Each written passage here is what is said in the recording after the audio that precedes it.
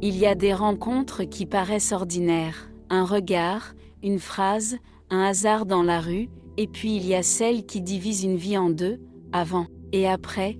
Eric pensait que tout était sous contrôle, il croyait que la stabilité protégeait de tout. Ce qu'il ignorait, c'est qu'en parlant à cette femme ce soir-là, il venait d'entrer dans une histoire dont on ne ressort jamais indemne. Eric avait toujours cru que sa vie était déjà écrite. À 32 ans, jeune fonctionnaire respecté, il gagnait correctement sa vie, vivait seul dans un appartement propre, silencieux, et suivait une routine que rien ne semblait pouvoir perturber. Ses journées se ressemblaient, mais il y trouvait une forme de sécurité. Pour lui, le chaos appartenait aux autres, il se disait souvent qu'il aurait le temps pour l'amour plus tard, quand tout serait parfaitement en place.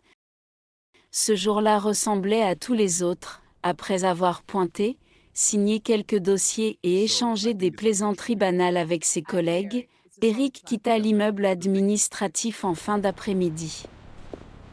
Le soleil commençait à décliner, la rue était animée, bruyante, ordinaire. Il consulta son téléphone machinalement, c'est à ce moment-là qu'il la vit. À une trentaine de mètres, une jeune femme marchait dans sa direction, mais sur le trottoir opposé. Elle n'allait ni trop vite, ni trop lentement. Pourtant, quelque chose dans sa démarche attira immédiatement l'attention d'Eric. Pas de manière brutale. Non. Plutôt comme une musique qu'on remarque sans savoir d'où elle vient, il releva la tête une seconde fois. Autour d'elle, les gens passaient, pressés, indifférents. Mais Eric, lui, ne parvenait plus à détourner le regard. Elle était très belle, certes. Mais ce n'était pas seulement ça. Elle semblait parfaitement à sa place, comme si la rue avait été construite pour elle. Eric ralentit instinctivement le pas, il sentit une hésitation, une lutte intérieure, il n'était pas ce genre d'homme. Il n'abordait pas les inconnus dans la rue. Il analysait, calculait, évitait les situations imprévisibles. Pourtant, pour la première fois depuis longtemps, il sentit que s'il ne faisait rien, il le regretterait. Il inspira profondément et traversa la rue. Eric, encore troublé par ce qu'il venait de voir, prit une inspiration et s'avança vers elle. « Excusez-moi, » dit-il d'une voix légèrement hésitante.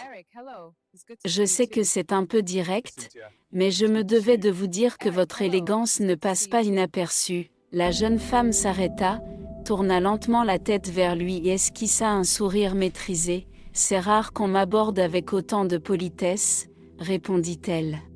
« Je m'appelle Cynthia. » Eric, dit-il en tendant la main. « Je travaille juste ici. » Il désigna l'immeuble derrière lui. « Fonctionnaire, donc ?» demanda-t-elle avec un regard curieux. « Oui. » « Et vous ? » « Je suis de passage en ville.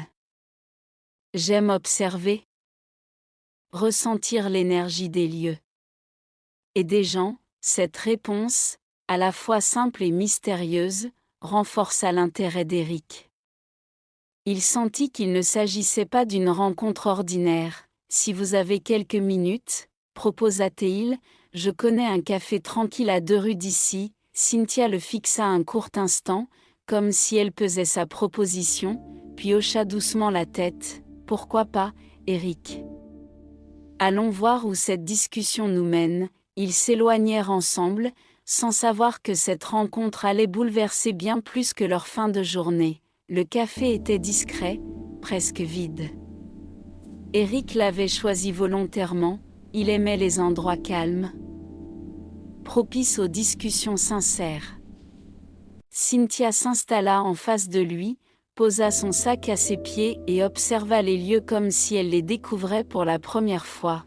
La conversation s'installa naturellement, ils parlèrent de la ville, du travail d'Eric, de voyage. Cynthia écoutait beaucoup.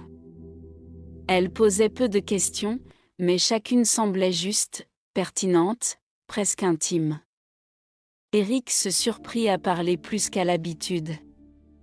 Il évoqua ses ambitions, ses doutes, cette impression étrange d'avoir tout. Sauf quelque chose d'essentiel.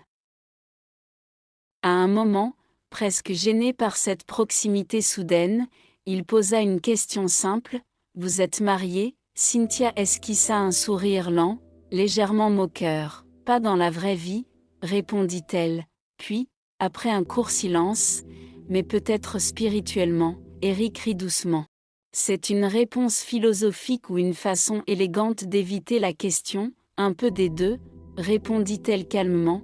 Ils restèrent encore un moment à discuter. Le temps semblait s'étirer.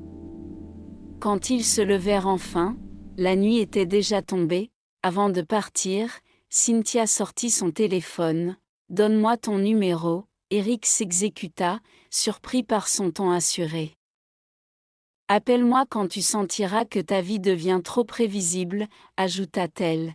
Puis elle s'éloigna, sans se retourner. Cette nuit-là, Eric rentra chez lui avec une sensation étrange, rien de mauvais. Rien d'inquiétant, juste l'impression que, pour la première fois depuis longtemps, quelque chose venait de commencer. Il mit longtemps à s'endormir, et quand il ferma enfin les yeux, un sourire persistait encore sur son visage.